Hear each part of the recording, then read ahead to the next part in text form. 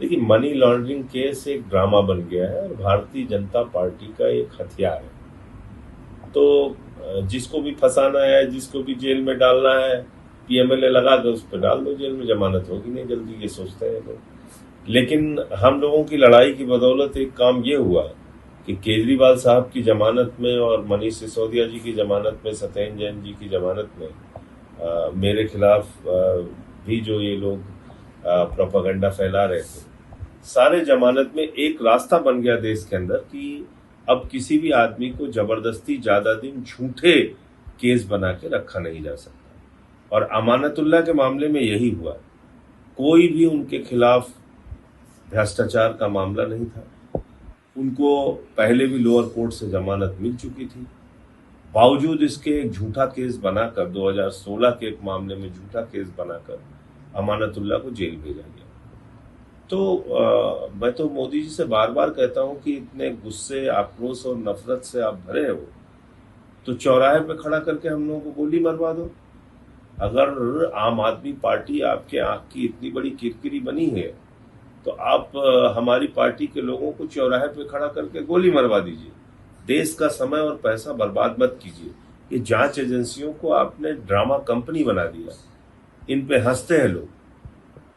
अब ईडी कहीं जाती है, लोग कहते हैं बंदर आ गए, उछल कूद करते हैं, घर में आके चले जाते हैं। इनकी कोई हैसियत नहीं बची, अब हैसियत ही नहीं बची। ईडी एक कॉमेडी सर्कस का गिरोह बन गया है, जहां ये लोग जाते हैं। अब मैं तो पहले ही कहा था कि ये एंटरटेनमेंट डिपार्टमेंट है।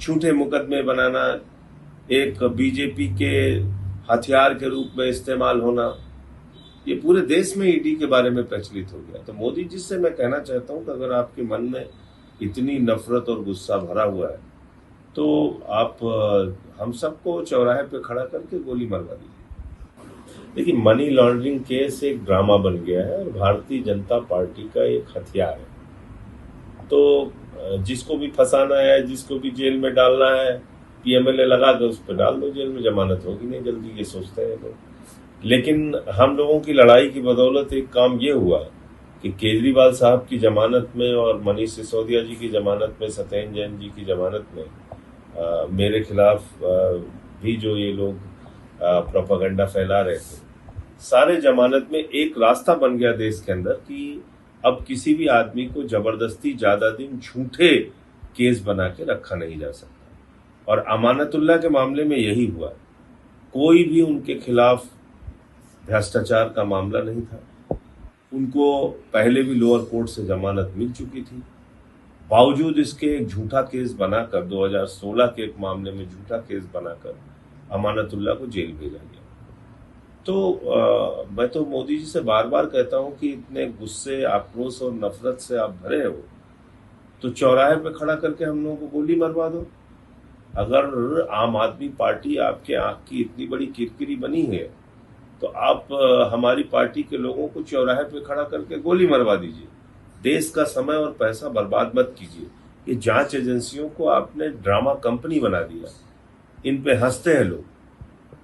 अब ईडी कहीं जाती है, लोग कहते हैं बंदर आ गए, उछल कूद करते हैं, घर में आके चले जाते हैं। इनकी कोई हैसियत नहीं बची, अब हैसियत ही नहीं बची। ईडी एक कॉमेडी सर्कस का गिरोह बन गया है, जहां ये लोग जाते हैं। अब मैं तो पहले ही कहा था कि ये एंटरटेनमेंट डिपार्टमेंट है। झूठे मुकदमे बनाना, एक बीजेपी के हथियार के रूप में इस्तेमाल होना, ये पूरे देश में ईडी के बारे में प्रचलित हो गया। तो मोदी जी से मैं कहना चाहता हूं कि अगर आपके मन में इतनी नफरत और गुस्सा भरा हुआ है तो आप हम सबको चौराहे पे खड़ा करके गोली मरवा दीजिए।